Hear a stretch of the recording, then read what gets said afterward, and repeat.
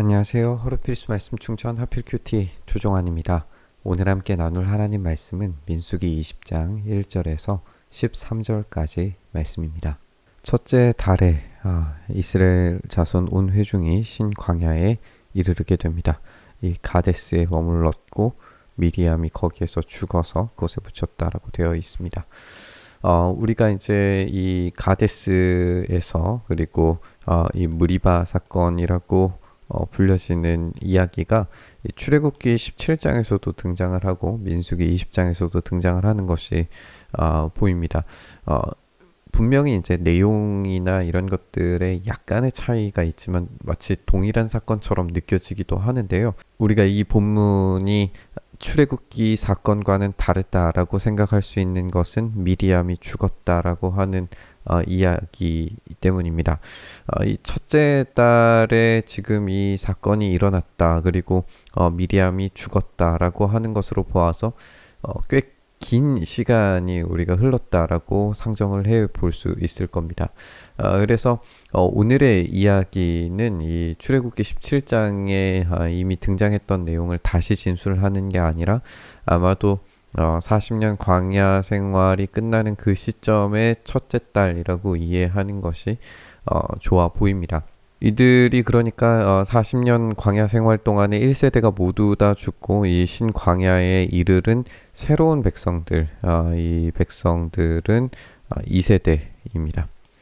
2세대가 지금 이 미리암마저 죽는 이 상황에 놓여져 있었을 때 어떤 반응을 할 것인가.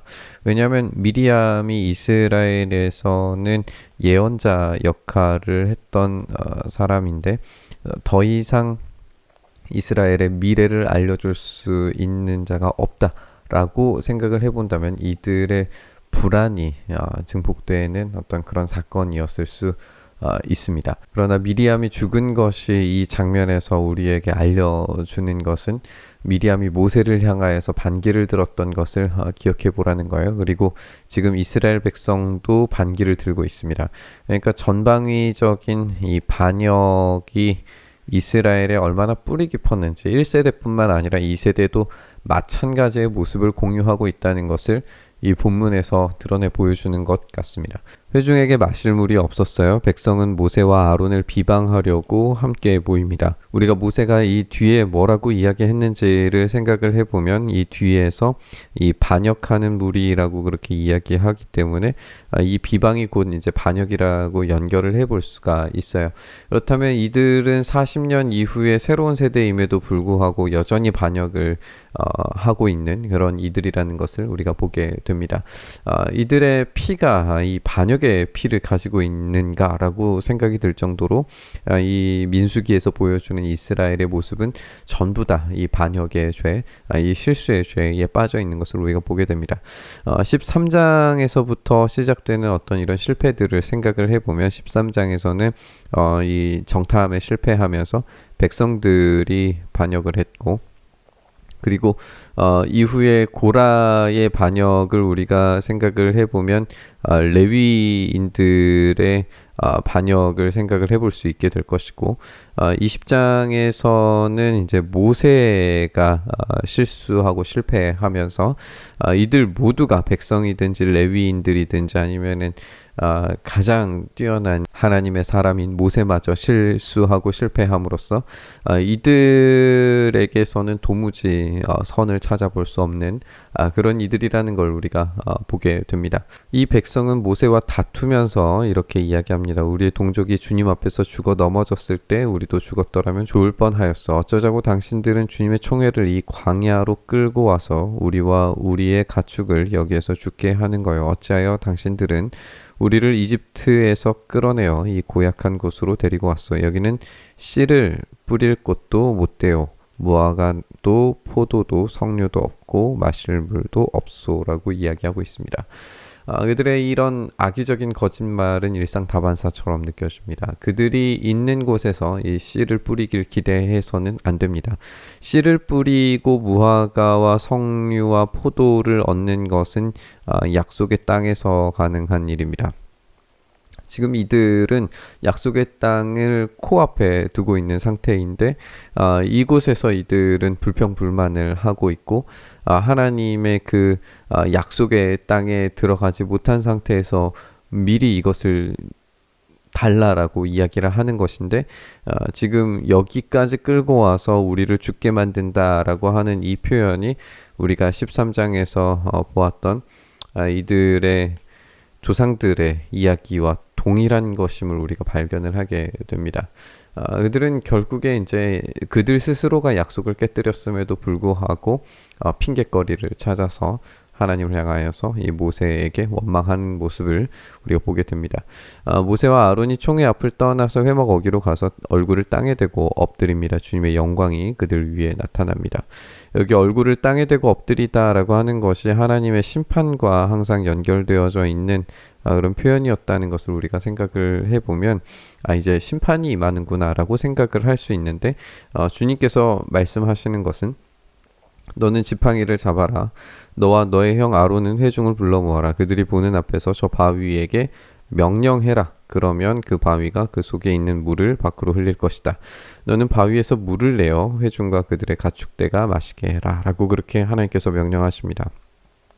심판이 임하는 게 아니라 하나님께서 다시 한번 어떤 기회를 주시는 것처럼 보여져요. 그러니까 새로운 세대에게 새로운 기회, 새로운 일들을 행하시는 것처럼 보이는 거죠. 이것은 분명히 이제 새로운 어떤 일입니다. 여기에 이제 지팡이를 잡아라라고 하는 것은 이 지팡이가 이제 먼저는 모세가 홍해를 가르면서 그리고 또 기적을 일으켰던 그 지팡이를 생각을 해볼 수 있어요. 그러나 지금 이 본문에서 말하는 이 지팡이는 아마도 아론의 쌍난 지팡이일 수 있습니다. 왜냐하면 이제 이 민수기에서 훨씬 더 중요하게 다루어지는 이 모세와 아론의 권위를 상징하는 지팡이는 이 쌍난 지팡이이기 때문에 그것을 가지고 오라고 명령하셨을 가능성이 더 높아 보이죠. 그러니까 지금 여기에서 모든 것들이 다 비슷해 보이는데 조금씩 다른 완전히 새로운 상황들이 연출되고 있다는 것을 우리가 살펴보게 되는 겁니다. 상황은 똑같은데 새로운 반응을 하나님께서 말씀하고 계세요. 또 다른 새로운 것은 무엇이냐면 여기에서 명령하기만 해라 라고 하는 겁니다. 우리 출애굽기 17장에서는 반석을 쳐서 물을 내라 라고 그렇게 말씀하셨었는데 여기에서는 그냥 단지 명령하라고만 되어져 있어요. 이것이 이제 하나님께서 모세의 반응을 믿지 않았다. 약속의 땅에 들어가지 못하게 만들겠다라고 하는 그 이유가 되는 것이기도 합니다. 모세는 주님께서 그에게 명하신 대로 주님 앞에서 지팡이를 잡습니다. 모세와 아론은 총회를 바위 앞에 불러 모으고 모세가 그들에게 말합니다. 반역자들은 들으시오. 우리가 이 바위에서 당신들이 마실 물을 나오게 하리오 하면서 이 팔을 높이 들고 그의 지팡이로 바위를 2번 칩니다. 그랬더니 많은 물이 솟아나오고 회중과 그들의 가축대가 마시게 됩니다.